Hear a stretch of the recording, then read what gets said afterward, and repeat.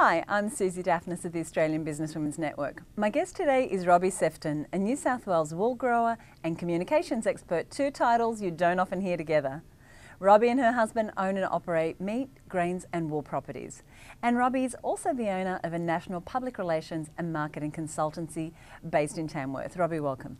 Hello, Suzi. Tell us about the two roles you play. I mentioned you have two very different roles, one as a farmer, the other as an executive. Yes. Well, it is unusual, and I guess I get the best of both worlds. So on the weekends, I get to put on my R.M. Williams boots and go and muster sheep and drench and draft them. In fact, we're just about to start shearing, and we have about 12,000 sheep, so there's quite a few of them. And then during the week, I run my national business. So I guess I was a girl originally from the country, and as they say, you can take the girl out of the country, but you can never take the country out of the girl. And so I have this fantastic opportunity where I can live in the country, live on our farm, but I get to work in both environments. So I spend a lot of time travelling Sydney, Melbourne, Canberra, Brisbane, and but I also do Burke, Brewarrina and Walgett. So I live in this unusual world of being able to do both, and it's just fantastic. We have a huge rural community, obviously, in Australia, but as businesswomen, I don't know that those of us that live in the cities know what it's like to be a woman working from the land. So what is that like? Well, it's quite challenging, but it's also enormously rewarding. So you really get to experience the true environment. So having that soil under your feet, it becomes embedded in your soul, really. And so you get very close to nature, and so through your crops or your livestock, but particularly through the native flora and fauna, and then all the surrounding animals you may have, like horses and sheep, dogs and that type of thing. So it's a fantastic place to bring children up in the country. And it's an interesting world because there are some very great opportunities and some great experiences, but there's also some extreme hardships. So, for instance, on the east coast of Australia, we've just gone through 10 years of drought, and that's really hard and very tough. So in the city, imagine not having any income for 10 years. So that's as tough as it gets. So there's no cash flow, you can't get, the crops don't grow, you can't then harvest them, so then there's no money, there's not enough feed for the stock, that type of thing. So it's about managing risk on farms, and it's also about having a really sensible, practical, but also quite an enlightened view on life. So farmers and farming families are very practical, caring people who are very resilient and robust. And we know that a lot of farms are owned by families, as you just mentioned, and quite often they're husband and wife teams. So what role do the women play that perhaps we are not aware of?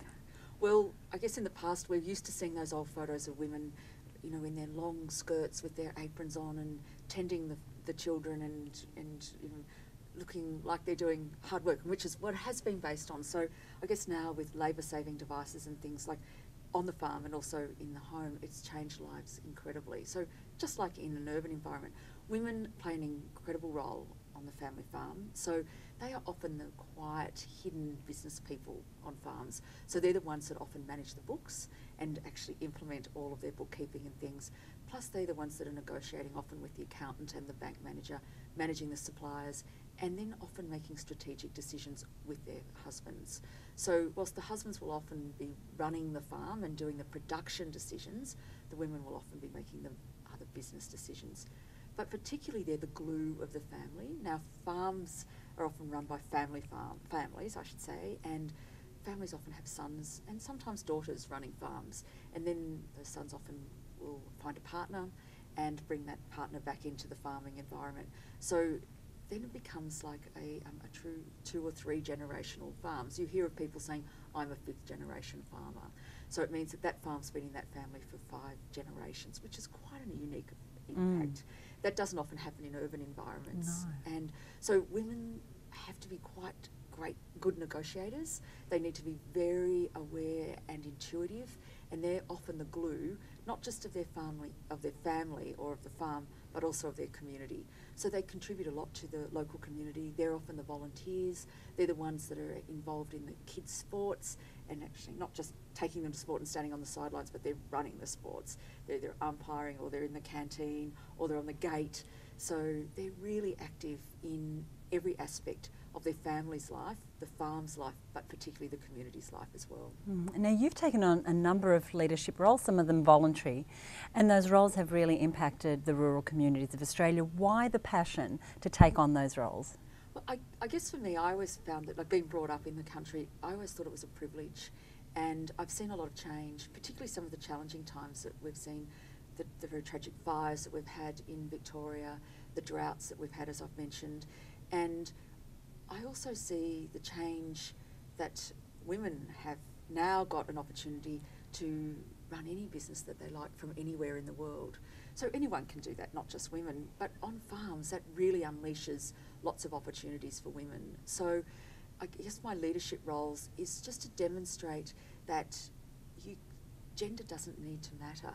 In agriculture, it is very male dominated, even though women make up 50% of farming communities, but be them farmers or be them living in communities that are supplying, like the head of dealership, that type of thing, machinery dealership.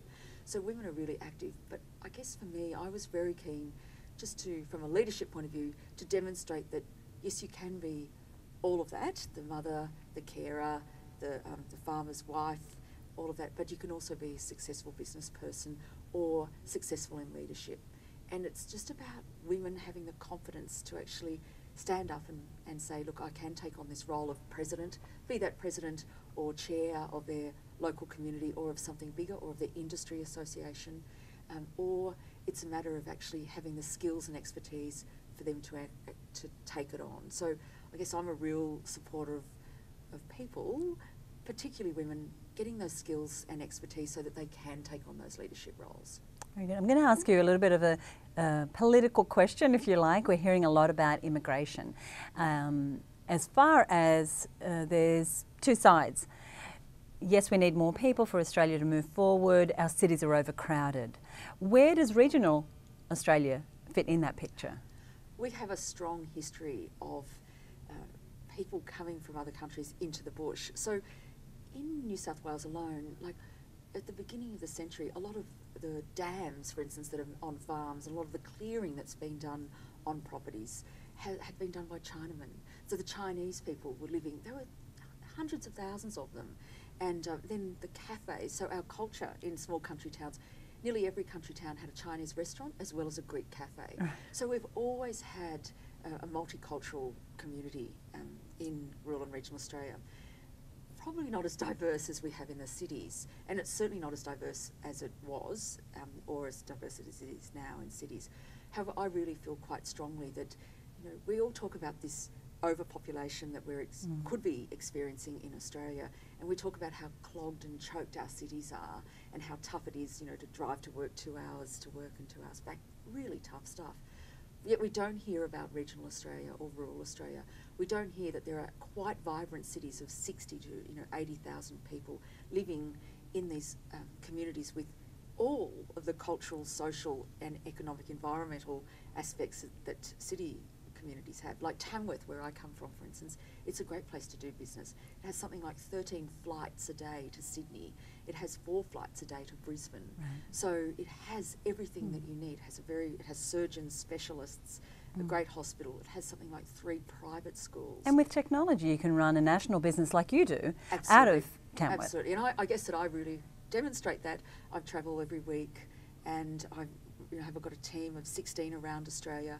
We work for large corporate and government organisations who need to reach rural and regional Australia.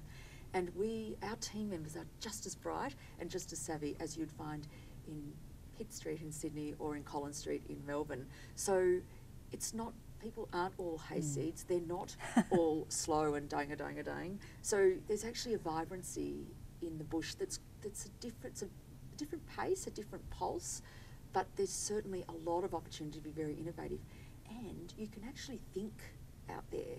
So you're only a 2-minute drive away from the bush. So, and usually you've got friends or family that have got farms that you can actually go and escape to and do all sorts of things. Plus there's lots of recreational activities, bushwalking, lots of water skiing activities. So everything you can do in the city, you can do out in the bush. In a more relaxed environment. Absolutely. And people are pretty relaxed and authentic, and so they're easygoing, and there's it's true what they say about friendly country people. They are friendly. They have got time to say g'day, how you going, and they do care about each other. Great. So. Let me just wrap this up by asking you for 3 quick pieces of advice that you might give businesswomen, not necessarily only rural women, but just women across Australia who are in business. Well, I think it's really important to be really clear about what it is that you're doing and be passionate about that. So on those days when it's really hard to get out of that bed and get things done, it's the passion that keeps you going. And that's the thing that enrolls and engages your team, be that a team of 1 or 2 or be that a team of 20 or 30. So that passion's really critical. And again, being clear about what path you want to take, always being in a learning environment, make sure that you're always equipping yourself with new skills and expertise. And I think being really authentic and having good values, being really true to your word and making sure that you really look after your team and your clients and your customers in a way that you expect to be looked after yourself. So putting them first rather than yourself, but without being a martyr in that. So being strong and assertive, but also having those traits that I think a lot of women have, which is really caring about people. Thank you so much for joining us, Robbie. Thanks, Suzi.